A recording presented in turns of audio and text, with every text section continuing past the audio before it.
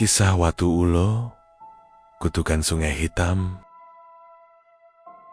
Namaku Bayu Satria, seorang arsitek muda berusia 31 tahun yang bekerja di sebuah perusahaan konstruksi swasta di Jakarta. Dalam 5 tahun terakhir, aku terbiasa dikirim ke berbagai pelosok negeri, dari pesisir Kalimantan hingga lereng-lereng gunung di Sumatera, untuk mengawasi proyek pembangunan infrastruktur. Tapi tidak ada satupun yang bisa menyiapkanku untuk proyek jalan tembus ini. Sebuah desa terpencil bernama Dukuh Kemuning di kaki Gunung Merapi. Tujuan proyek ini sederhana, membangun jalan selebar 4 meter yang akan menjadi penghubung 3 desa kecil, mempercepat distribusi hasil pertanian dan pariwisata lokal.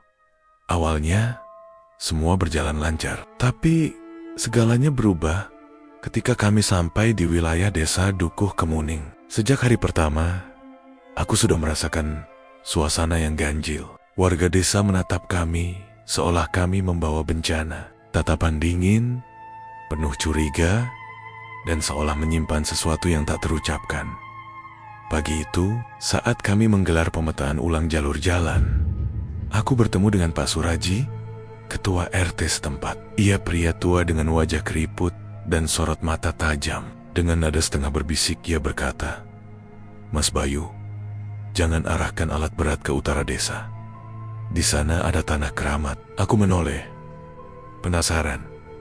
Tanah keramat seperti apa, Pak? Ia menghela napas, lalu menunjuk ke hamparan lahan kosong yang penuh semak belukar dan ilalang tinggi. Di tengahnya berdiri sebuah batu besar, hitam legam, dipenuhi lumut, dan bentuknya aneh, seperti seekor kerbau yang sedang duduk menunduk. Ukurannya sebesar mobil. "Itu namanya Watu Kebo," katanya pelan. "Itu bukan cuma batu, it's a tempat dikurungnya sesuatu yang tidak boleh dilepaskan." Aku menahan tawa. Bagiku yang tumbuh di kota, cerita-cerita semacam itu hanya dongeng zaman dahulu. Tapi melihat wajah serius Pak Suraji dan beberapa warga yang mengangguk dengan raut ngeri, aku menyadari ini bukan sekadar legenda yang dilestarikan untuk budaya. Mereka benar-benar takut. Hari itu, aku menandai lokasi batu itu dalam peta. Sayangnya, posisi Watu Kebo tepat di tengah jalur yang akan dibangun. Jika kami tidak memindahkannya, jalur harus dibelokkan sejauh 200 meter. Itu berarti membabat hutan tambahan dan menambah biaya serta waktu. Aku diskusikan dengan tim, semua sepakat batu itu harus dipindahkan. 2 hari kemudian, kami mulai bersih-bersih area sekitar batu. Operator excavator, Pak Idris, pria Parubaya asal Klaten, tampak ceria seperti biasa. Ia bahkan sempat bercanda, "Kalau batu ini bisa loncat sendiri, saya traktir kalian semua sate kerbau." Tawa pecah di antara para pekerja. Tapi hanya beberapa menit kemudian, tawa itu berubah menjadi jeritan. Pak Idris, yang tengah mengatur posisi ekskavator, tiba-tiba menjerit sambil menunjuk tuas mesin. Lengan ekskavator itu bergetar hebat, lalu secara tak terduga patah sendiri. Seperti ada tekanan dari dalam. Logam berat itu menghantam bagian bawah kabin tepat saat Pak Idris keluar dari kabin untuk memeriksa. Ia tertimpa lengan besi seberat ratusan kilo. Darahnya menyembur ke tanah. Aku berlari ke arah suara, dan mataku membelalak melihat darahnya mengalir lurus ke arah batu Watu Kebo, seolah tersedot. Seorang warga yang melihat dari jauh berteriak, "Batu itu menolak." Kematian Pak Idris menyentak semua orang. Tapi lebih dari itu, suasana mendadak berubah drastis. Udara di sekitar batu menjadi dingin, angin berputar tanpa arah. Para pekerja mulai gelisah. Sebagian minta pindah tugas. Aku mencoba menenangkan mereka, menyebut ini hanya kecelakaan kerja. Tapi dalam hati aku sendiri mulai goyah. Malam harinya, aku menginap di base camp. Itu rumah kecil, semi permanen yang kami bangun di pinggir desa. Hujan turun deras malam itu, dan aku tertidur dalam kelelahan. Tapi tidurnya tidak nyenyak. Aku bermimpi aneh. Aku berdiri sendirian di sebuah ladang luas, diliputi kabut pekat. Tak ada suara, kecuali langkah berat yang perlahan mendekat. Dari dalam kabut muncul seekor kerbau raksasa, setinggi pohon kelapa. Matanya menyala, merah menyala, seperti bara. Ia tidak berbicara, namun suara berat muncul langsung di dalam kepalaku. Ojo diganggu, sing dikurung durung, entek dosane. Aku terbangun dengan jantung berdegup kencang. Nafasku tercekat, tubuhku basah oleh keringat dingin, meskipun udara sangat sejuk. Entah bagaimana, aku merasa mimpi itu lebih nyata dari dunia yang sedang kujejaki. Esoknya, aku menemui kepala desa Mbah Darman, lelaki tua dengan kulit seperti kulit pohon dan suara serak berat. Ia menatapku lama, lalu berkata, "Panjenengan sudah membuat Watu Kebo marah." Aku hanya bisa diam. Ia lalu bercerita, dahulu, konon, ada makhluk bernama Lodra. Ia tidak punya wujud, tetap kadang muncul sebagai angin, kadang sebagai suara, kadang menjadi hewan. Ia menculik anak-anak, membakar lumbung, dan membuat perempuan hamil tiba-tiba kehilangan bayinya. Desa berada di ambang kehancuran. Seorang kiai sakti bernama Ki Sabdo Jalmo akhirnya datang dan berhasil mengurung Lodra ke dalam sebuah batu-batu berbentuk kerbau. Batu itu diberi nama Watu Kebo. Tapi itu bukan sekadar kurungan biasa. Makhluk itu tidak dibunuh, hanya disegel. Dan segel itu hanya bisa bertahan. Selama batu itu tidak dipindahkan, aku mulai bener-bener meragukan keputusan proyek ini. Tapi semua terlalu terlambat. Deadline jalan kian dekat, kantor pusat menekan terus. Akhirnya, aku mengambil keputusan paling bodoh dalam hidupku. Kami lanjut memindahkan batu itu. Hari itu, 3 alat berat dikerahkan. Watu Kebo berhasil digeser sejauh 20 meter. Tapi saat batu itu diangkat dari tempatnya, tanah di bawahnya memperlihatkan sesuatu yang tidak bisa dijelaskan. Tanahnya berubah warna, hitam pekat, seperti arang lembab. Muncul cairan merah gelap yang menetes perlahan dari dalam tanah, seperti darah tua yang membeku. Dan dari dalam tanah itu terdengar suara geraman, dalam, serak, jauh, tapi nyata. Tanah mulai bergetar perlahan, seperti perut makhluk raksasa yang sedang bernapas pelan. Salah satu pekerja muntah, yang lain jatuh pingsan. Malam itu, aku tidak bisa tidur. Hujan turun deras, disertai petir yang menembar-niambar langit. Di tengah deru badai, aku mendengar suara langkah berat, seperti hewan berkaki 4 yang berjalan mengelilingi base camp. Saat aku nekat membuka jendela dan menyorot keluar dengan senter, tidak ada apa-apa. Tapi tanah basah itu memperlihatkan jejak kaki raksasa berbentuk belas seperti kaki kerbau, namun ukurannya tak masuk akal. Aku tahu malam itu kami telah melakukan kesalahan besar. Batu itu bukan benda mati. Ia adalah penjara yang menjaga dunia dari sesuatu yang lebih gelap dari mimpi buruk manusia. Dan sekarang penjaranya telah terbuka. Aku tidak tidur malam itu. Setiap kali memejamkan mata, suara langkah berat itu terdengar lagi. Derapnya pelan, berirama, seperti hewan besar yang sengaja mengitari base camp. Kadang terdengar dekat, kadang jauh, tapi tak pernah benar-benar menghilang. Bahkan, suara hujan pun tak mampu menenggelamkan bunyinya. Dan di sela-sela derap itu, samar terdengar gumaman, seperti suara orang tua yang melantunkan mantra dalam bahasa Jawa kuno. Keesokan harinya, wajah para pekerja tampak semakin pucat. 2 orang buruh kabur saat subuh. Seorang lagi ditemukan gemetar di bawah menara air, terus mengulang satu kalimat. Kepalanya kerbau, matanya merah. Dia bicara ke aku. Dia mau tubuhku. Aku sendiri tidak bisa menyangka lagi. Ini bukan delusi, bukan paranoia kolektif. Ada sesuatu yang dilepaskan Dan sekarang ia berkeliaran. Aku mencoba menghubungi kantor pusat, meminta agar proyek dihentikan sementara, tapi jawabannya dingin dan tegas. Target selesai minggu depan. Kalau tidak sanggup, ganti orang. Mereka tidak tahu apa yang kami hadapi. Di sini, mereka hanya duduk di balik meja, mengukur semuanya dengan angka dan laporan. Tapi bagaimana aku bisa menjelaskan bahwa angka-angka itu kini dihadapkan pada sesuatu yang tidak bisa dihitung? Di hari yang sama, aku kembali menemui Mbah Darman. Kali ini, ia duduk di serambi rumahnya sambil membakar dupa dan membaca kitab kuno.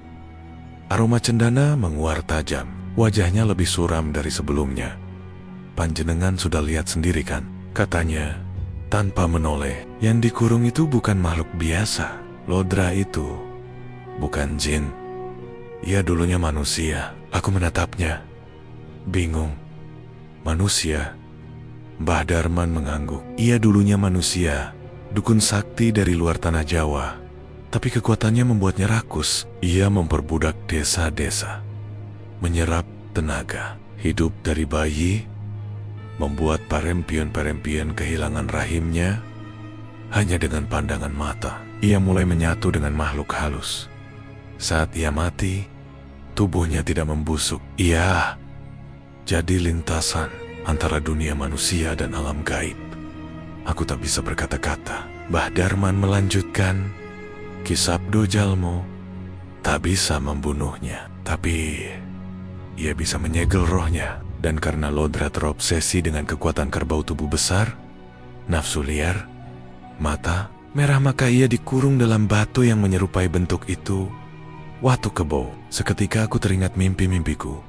Kerbau, raksasa, mata merah, suara dalam kepala. Kenapa tidak ada yang bilang dari awal? Tanyaku frustrasi. Karena sudah ada perjanjian. Warga kami tidak akan menyentuh Watu Kebo. Tidak akan membiarkan orang luar menyentuhnya. Tapi kalian tidak mendengar. Kalian anggap semua ini cerita rakyat. Ia menatapku dalam-dalam. Sekarang Lodra bebas, tapi ia belum kembali ke bentuk sempurnanya. Ia butuh tubuh baru, dan ia akan mencarinya di antara kalian. Malam berikutnya, seekor kambing milik warga ditemukan mati di dekat bekas lokasi batu. Tubuhnya tercabik, tidak dimakan, hanya dicabik. Di atas tanah ditemukan jejak kaki besar berbentuk belah lebih besar dari jejak kerbau manapun, yang lebih menyeramkan. Salah satu pekerja kami, Anton, tidak kembali ke base camp. Ia pamit keluar untuk menelepon keluarganya dan hilang begitu saja. Kami mencari hingga tengah malam, menerobos ilalang, menerangi setiap jengkal dengan senter dan lampu mobil. Tapi yang kami temukan hanya topi helm proyeknya, tergantung di dahan pohon tinggi, terikat dengan akar pohon kering. Tak lama setelah itu, kamera CCTV proyek merekam sesuatu. Aku melihatnya sendiri. Di tengah malam, saat semua pekerja tertidur, kamera merekam bayangan hitam besar melintas di tepi lokasi pembangunan. Ukurannya 2 kali manusia dewasa, gerakannya pelan, kakinya 4, tapi saat melewati lampu sorot, ia berdiri seperti manusia dan di kepalanya ada tanduk besar melengkung. Mataku membelalak, nafasku tercekat, tubuh gemetar. Itu bukan bayangan biasa. Itu bukan manusia, dan aku tahu persis bentuk itu makhluk dari dalam mimpiku. Keesokan harinya, para pekerja mulai membakar dupa dan kemenyan di sekitar lokasi proyek. Mereka melempar bunga 7 rupa ke tanah, memanjatkan doa dengan suara gemetar. Beberapa dari mereka mengaku mendengar suara perempuan menangis dari dalam tanah, dan yang lain mencium bau gosong seperti daging terbakar. Aku, yang tadinya rasional, kini sepenuhnya percaya kami sedang berurusan dengan kekuatan yang seharusnya tidak diganggu. Aku menemui Pak Lurah sekali lagi, memohon solusi. Ia berkata, hanya ada satu cara. Kita harus membuat ruatan agung, tapi butuh pemimpin ritual, dan dia sudah lama meninggalkan desa. Aku bertanya siapa. Ia menjawab, Cicit dari Ki Sabdo Jalmo. Hanya dia yang bisa menutup kembali pintu itu. Aku mengernyit. Siapa orangnya? Ia menatapku tajam, lalu berkata pelan, "Panjenengan." Aku tertawa kecil, mengira ia bercanda, tapi wajahnya tidak berubah. Ia lalu menjelaskan bahwa garis keturunan Kyu Sabdo masih hidup, meski menyebar. Dan dari penelusuran silsilah, ternyata nama keluargaku pernah muncul dalam daftar keturunan jauh dari garis itu. Ibuku asli Solo. Leluhur kami punya hubungan darah dengan keluarga kiai itu. Semua terasa tidak masuk akal, tapi sejujurnya, aku tidak tahu lagi mana yang masuk akal dan mana yang tidak. Aku mulai merasa mimpi buruk ini adalah takdir yang sudah ditulis jauh sebelum aku lahir. Di malam terakhir sebelum ruatan dimulai, aku bermimpi lagi. Kali ini berbeda. Aku berada dalam ruangan gelap dengan tembok tanah liat. Di depanku duduk seorang pria tua berjubah putih dengan wajah penuh luka bakar. Ia berbicara tanpa membuka mulut. "Darahmu adalah darah yang mengurungku. Sekarang kau akan menjadi darah yang membebaskanku." Aku terbangun dengan darah mengucur. Dari kamar base camp berbau kemenyan, meski tidak ada yang menyalakan. Di dinding ada bekas cakaran panjang, dalam, dan membentuk pola melingkar. Aku tahu waktu kami hampir habis. Makhluk itu sudah semakin dekat dengan wujud sempurna. Ia tidak hanya butuh tubuh, ia butuh warisan darah. Dan darah itu adalah darahku. Aku tidak tahu lagi bagaimana rasanya hidup normal. Sejak ruatan direncanakan, hari-hariku berubah menjadi deretan kejadian yang tak bisa dijelaskan dengan logika manusia. Setiap malam, aku bermimpi berada di tengah sawah yang dipenuhi tengkorak manusia. Kerbau raksasa itu muncul dari balik kabut. Tubuhnya beruap seperti diselimuti bara. Di atas kepalanya, 2 tanduk melengkung seperti sabit bulan tua. Dan dari mulutnya mengalir darah yang tak pernah berhenti. Ia tidak mengejarku. Ia hanya menatap diam, menunggu. Seperti ia tahu waktunya hampir tiba. Ruatan dijadwalkan malam Jumat Kliwon, saat bulan menggantung rendah dan langit terbuka sepenuhnya pada dunia halus. Menurut Mbah Darman, itu satu-satunya celah. Waktu di mana segel bisa dibangun ulang asal. Orang yang memimpin ritualnya adalah darah keturunan Ki Sabdo Jalmo dan bersedia melakukan penebusan. Penebusan itu belum dijelaskan, tapi dari Kera, para sesepuh desa menghindari pertanyaan. Aku tahu itu bukan hal ringan. 7 dukun dari desa sekitar didatangkan. Mereka tidak saling kenal, tapi saat berkumpul dan menatapku, mereka serempak mengangguk. Darahnya cocok, kata salah satu dari mereka, tapi belum cukup kuat. Ia harus dibersihkan. Dibuka, tanyaku. Kemampuanmu sudah terkunci ratusan tahun, tapi garis itu masih hidup. Malam ini, kau akan dibuka. Ritual pembukaan berlangsung di punden tanah lapang sakral, di atas bukit kecil, dekat lokasi bekas suatu kebo berdiri. Di sana menanamkan 7 kendi air dari 7 mata air berbeda. Mengelilingiku, tubuhku ditelanjangi dari pinggang ke atas, lalu dilumuri minyak kelapa, bunga kenanga, dan darah ayam cemani. Mataku ditutup, lidahku dibiarkan menjulur sedikit. Lalu salah satu dukun menyentuhnya dengan batu hitam kecil. Saat itu juga, dunia seperti terbalik. Aku mendengar suara-suara ribuan orang berbisik dalam bahasa yang tak kupahami. Tubuhku kaku, tapi pikiranku mengembara ke masa lalu melihat kilasan bayangan perang, asap dupa, suara kerbau disembelih, dan laki-laki berjubah putih bertarung melawan makhluk yang membentuk kabut hitam. Tiba-tiba, semuanya gelap dan aku kembali ke tubuhku, tapi aku tidak lagi merasa sebagai diriku yang dulu. Saat membuka mata, aku melihat mereka. Bayangan-bayangan makhluk halus yang selama ini tersembunyi di balik dimensi manusia. Beberapa tinggi menjulang tanpa kepala, ada yang merangkak dengan tangan terbalik. Dan di sudut paling gelap, ia berdiri. Makhluk kerbau itu, Lodra tapi kali ini, aku bisa melihat wajahnya. Separuh manusia, separuh kerbau. Matanya terbakar merah. Tapi tersenyum. Dan untuk pertama kalinya, aku mendengarnya bicara dengan suaraku sendiri. Akhirnya kau membuka mata. Tubuhmu sempurna. Mari bergabung. Aku menjerit, tapi suaraku hanya gema dalam kepala. Para dukun segera menyiramku dengan air dari kendi.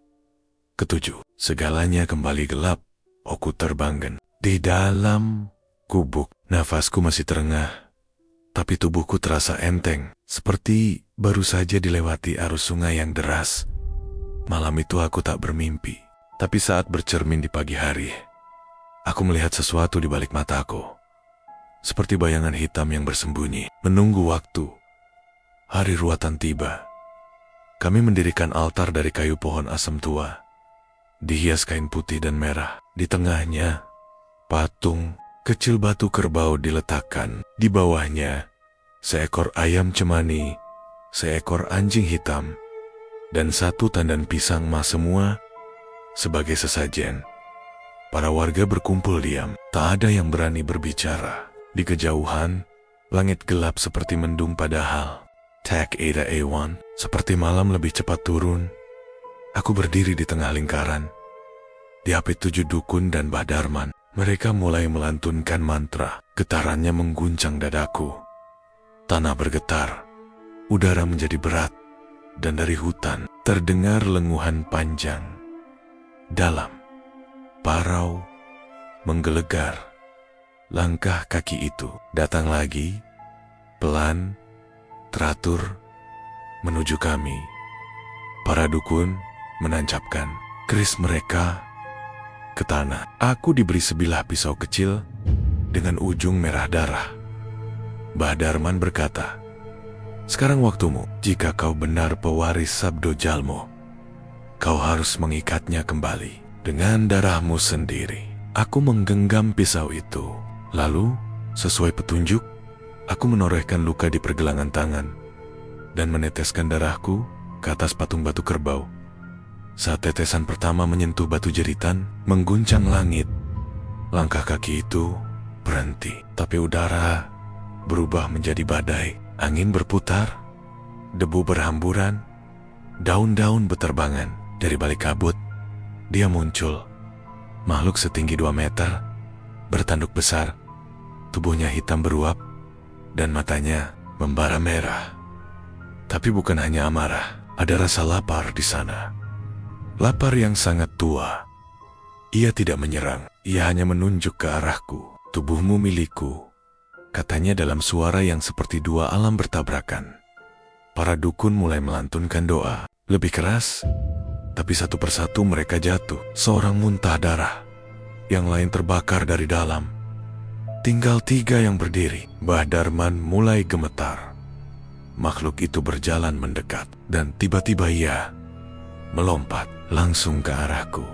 Aku menutup mata, tapi saat membuka, aku tidak lagi berdiri di bumi. Aku berada di ruang hitam pekat dan Lodra ada di hadapanku. "Kau pikir darahmu cukup untuk mengurungku kembali? Tidak.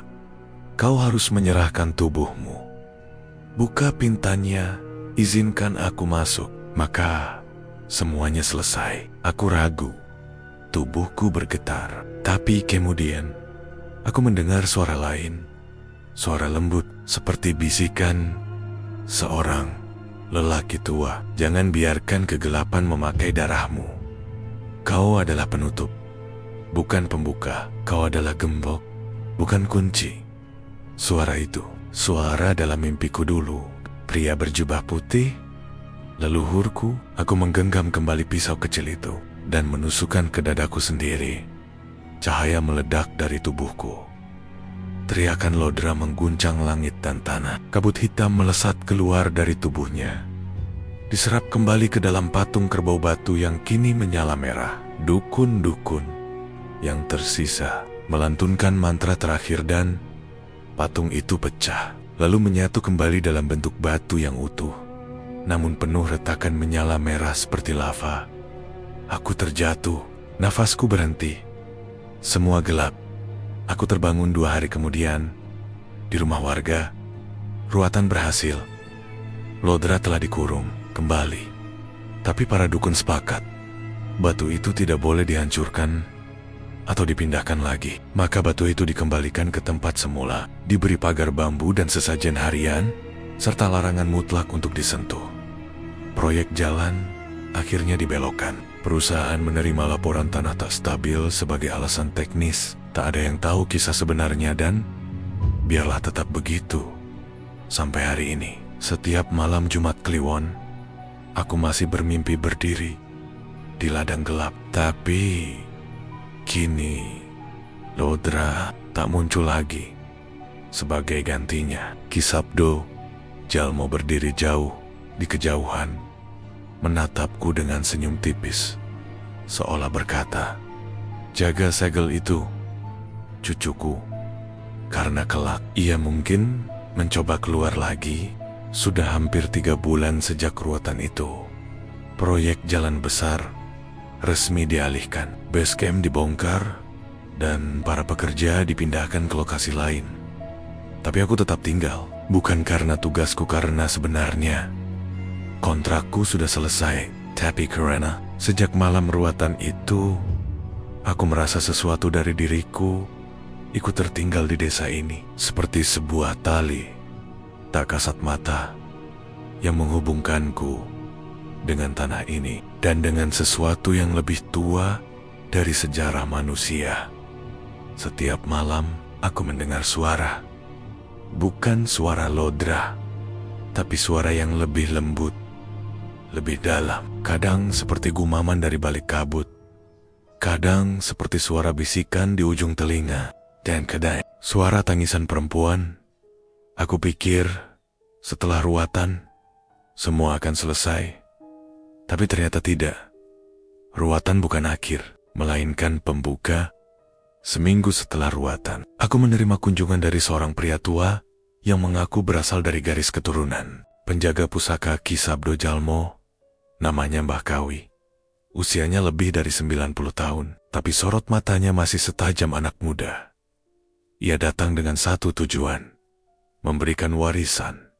Bukan emas, bukan harta, tapi sebuah kitab tua, dibungkus kain putih, dan diikat tali janur. Saat aku membukanya, aku langsung disergap aroma kayu gaharu yang kuat, dan debu-debu halus beterbangan dari lembarannya yang rapuh. Tulisan di dalamnya menggunakan aksara Jawa kuno yang sebagian besar tidak bisa kupahami. Naman Mambakowi menjelaskan perlahan, kitab itu adalah warisan tertulis dari Ki Sabdo Jalmo sendiri. Isinya bukan hanya catatan sejarah tentang penyegelan Lodra, tetapi juga ramalan. Ramalan tentang kebangkitan makhluk-makhluk lama dari dalam tanah Jawa. Makhluk yang dulu dikurung dengan susah payah oleh para leluhur karena kekuatannya terlalu besar untuk dibiarkan bebas. Dan salah satu ramalan itu telah menjadi nyata. Batu bertanduk akan pecah saat jalan baru dibuka. Darah keturunan akan membuka mata, dan dunia lama akan kembali mencari pintu keluar. Aku menutup kitab itu dengan tangan gemetar. "Masih ada yang disegel selain Lodra?" tanyaku pelan. Mbah Kawi mengangguk. Watu Kebo hanya satu dari 7 batu segel di seluruh tanah Jawa. Lodra bukan yang paling kuat, hanya yang paling lapar. Aku tidak bisa berkata-kata. 7 segel, 7 kutukan. Jika satu saja sudah menyebabkan kekacauan seperti ini, jika lebih dari satu terbuka. Beberapa hari kemudian, aku menemukan sesuatu yang membuat darahku membeku. Di salah satu halaman terakhir kitab itu, ada sketsa kuno dari batu-batu segel. Watu Makan, Watu Ulo, Watu Garuda, Watu Banaspati, Watu Genderuwo, Watu Putri Langit, dan Watu Kebo. Tapi yang membuatku paling ngeri adalah goresan kecil di bawah sketsa Watu Kebo. Dalam tulisan aksara Latin, yang jelas bukan bagian asli dari kitab tampaknya, ditulis oleh pewaris sebelumnya ada catatan pendek. Segel mulai retak. Lodra bukan akhir. Yang berikutnya akan datang dari bawah sungai. Aku langsung teringat proyek jembatan baru yang direncanakan di desa sebelah. Lokasinya tepat di atas sungai kecil yang airnya menghitam sejak musim lalu. Penduduk setempat menyebutnya Kali Peteng, sungai gelap. Aku tahu, kebetulan seperti itu. Bukan hanya kebetulan, malam harinya aku bermimpi lagi, tapi bukan mimpi yang biasa. Aku berada di tengah sungai, airnya dingin dan hitam. Di seberang, sosok-sosok berdiri diam, siluet manusia tanpa wajah. Semuanya menatapku. Lalu, dari dalam air, mengkiul tangan-tangan yang menggenggam kakiku, menarikku perlahan. Saat air menutupi tubuhku, aku melihatnya. Sebuah batu besar berbentuk kepala ular, dengan mata kosong dan mulut terbuka. Dari dalam mulut itu, keluar suara mendesis, dan satu kalimat bergema, "Lodra hanya pembuka jalan, Ulo akan menyusul." Aku terbangun dengan dada sesak, dan kaki basah bukan karena keringat, tapi benar-benar basah, seolah baru direndam air. Sepatuku kotor, berlumur lumpur hitam. Tapi aku tidak pernah keluar rumah malam itu. Aku kembali menemui Mbah Kawi. Saat ku ceritakan mimpiku, wajahnya menjadi kelam.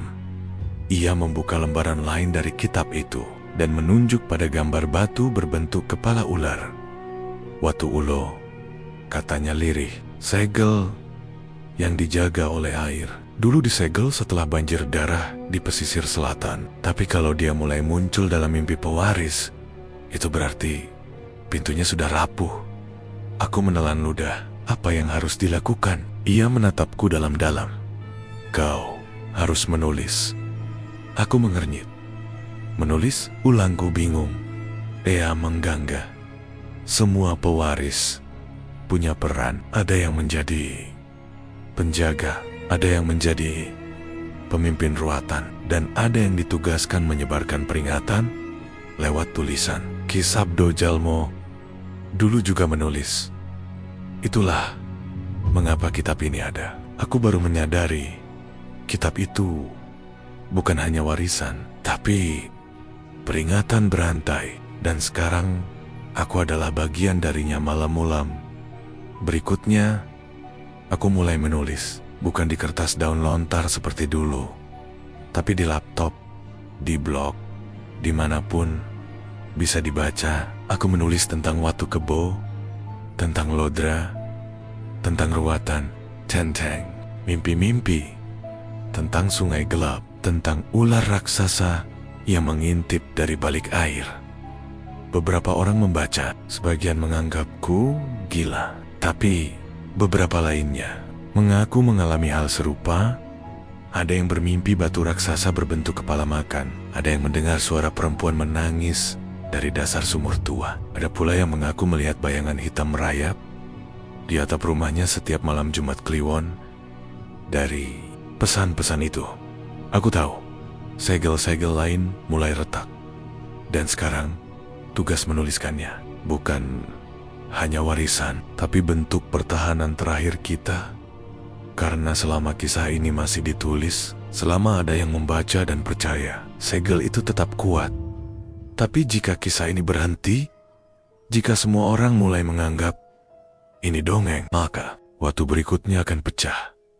Dan saat itu tiba, dunia tak akan pernah sama lagi. Sudah 2 minggu sejak aku mulai menulis. Sejak cerita tentang Watu Kebo dan Lodra aku unggah secara daring, sesuatu berubah. Bukan hanya dalam diriku, tapi juga di luar sana. Entah bagaimana, tulisan-tulisan itu seperti membangunkan sesuatu. Komentar-komentar mulai berdatangan. Beberapa orang mengaku mengalami mimpi serupa. Yang lain mengirimkan foto beta-beta aneh yang mereka temukan di desa terpencil, berbentuk seperti kepala hewan. Tapi satu pesan membuatku terdiam cukup lama. Itu datang dari seseorang bernama Dani, mahasiswa arkeologi dari Solo. Ia menulis, "Mas, saya baru pulang dari penelitian di daerah Wonogiri. Kami meneliti struktur batu purba di dasar sungai kecil yang alirannya sering hilang tiba. Beberapa warga bilang, ada makhluk yang tidur di bawah sana." Saat menyelem, saya melihat batu raksasa seperti kepala ular. Mirip yang Mas tulis, tapi matanya terbuka. Aku membaca pesan itu berulang kali. Lodra muncul lewat mimpi. Tapi, Watu Ulo, jika yang ini sudah membuka mata, mungkin waktunya sudah jauh lebih dekat dari yang kita duga. Aku menghubungi Dani secara pribadi. Setelah banyak bujukan dan rasa takutnya sedikit mencair, akhirnya dia bersedia bertemu langsung. Lokasinya, sebuah warung kopi tua di lereng pegunungan, jauh dari keramaian. Saat bertemu, Dani tampak pucat, kurus, dan matanya terus bergerak gelisah. Seperti orang yang belum tidur seminggu. Dia tidak banyak basa-basi. "Mas, saya sumpah, itu bukan batu biasa. Waktu menyelam, saya kira cuma formasi alam. Tapi saat saya dekat, saya lihat ia bernafas. Permukaannya naik turun perlahan. Dan ada sesuatu yang keluar dari dalamnya. Semacam uap putih, kayak asap dupa. Aku mendengarkan tanpa menyela. Yang paling bikin saya hampir tenggelam, katanya sambil menggenggam gelas kopinya erat, adalah suara. Saat saya berada di atas bata itu, saya dengar suara perempuan dari dalam air. Dia bilang, "Tolong lepaskan aku. Aku dikurung di sini. Aku bukan monster. Mereka yang mengurungku. Mereka pendusta." Itu membuat bulu kuduku meremang. Lodra tidak pernah berbicara dengan suara perempuan, tapi Watu Yulo konon menyegel makhluk berwujud ular perempuan. Setengah manusia, setengah naga air. Namanya dalam kitab kuno, Naikadra. Makhluk itu dipercaya bukan sekadar legenda, tapi entitas yang pernah menyapu dataran dengan banjir darah. Karena dendamnya, ia dikurung bukan karena jahat, tetapi karena ia tahu terlalu banyak. Dan kini, ia sedang bicara pada manusia lagi. Aku dan Denny sepakat menyelidiki lokasi itu. Sungai kecil bernama Kali Peteng, yang alirannya tiba-tiba menghilang sejak 2 bulan terakhir. Warga sekitar menganggapnya biasa, karena musim kemarau. Tapi yang membuat aneh, meskipun aliran air surut, bau amis dan anyir darah justru makin kuat. Kami menyusuri sungai sore hari, tanpa hujan, tapi tanah di pinggiran becek seperti habis diguyur badai. Jejak-jejak aneh membekas di lumpur, seperti sisik ular yang menyeret tubuh panjang. Tapi tak ada ular sebesar itu, kecuali jika kami sampai di titik tempat Dani menyelam dulu. Airnya hitam pekat, seperti kolam minyak. Tak ada riak, tak ada ikan, tak ada suara. Hanya diam yang menekan, seperti sedang diawasi.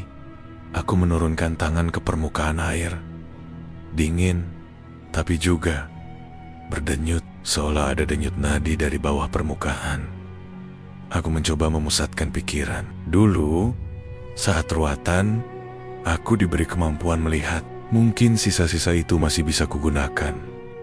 Dan benar, saat memejamkan mata, aku melihat cahaya ungu samar dari dalam air, memutar, menari, membentuk simbol yang sama seperti yang ada di dalam kitab. Lingkaran dengan 2 garis silang, penanda segel. Tapi simbol itu retak, dan dari balik retakan, sepasang mata terbuka. "Kau yang membuka pintu, Lodra," bisiknya dalam benakku. "Sekarang, bukakan pintu untukku." Aku tercekat, mencabut tangan dari air. Nafasku berat, lututku lemas. Dani menatapku, wajahnya penuh tanya. Tapi aku hanya berkata, "Kita harus pergi sekarang." Malamnya, aku mendatangi Mbah Kawi untuk yang terakhir kalinya. Kondisinya menurun drastis. Ia sudah tak bisa duduk, hanya bisa berbaring. Dan sesekali batuk darah. Tapi Matanya tetap tajam. "Watu Ulo sudah sadar, Mbah," kataku. Ia mengangguk pelan. "Nakadra." Ia tak sehaus darah seperti Lodra, tapi ia lebih berbahaya karena ia tahu cara mengubah manusia dengan kata-kata. "Apakah ia jahat?" Mbah Kawi terdiam lama, lalu berkata, "Ia tidak jahat, tapi ia tidak peduli. Ia seperti sungai, bisa menolong, bisa menenggelamkan." Aku menggenggam tangannya. "Apa yang harus saya lakukan?" Ia menatapku lemah. "Tulislah kisah ini. Peringatkan mereka. Jangan biarkan dia berbicara terlalu banyak, karena makin banyak yang percaya padanya, makin cepat segelnya runtuh." Aku menulis ini dengan satu pesan. Jangan percaya suara dari air. Jangan ikuti bisikan dari dasar sungai. Jika kau bermimpi melihat ular dengan wajah perempuan, atau mendengar suara memanggilmu dari kolam hitam, jangan dekati. Karena bukan kamu yang memanggilnya, tapi dia yang memilihmu. Dan jika kamu membaca ini sekarang, dan merasa seperti pernah memimpikan batu berbentuk kepala ular, mungkin kamu sudah terikat. Dan cerita pun tamat.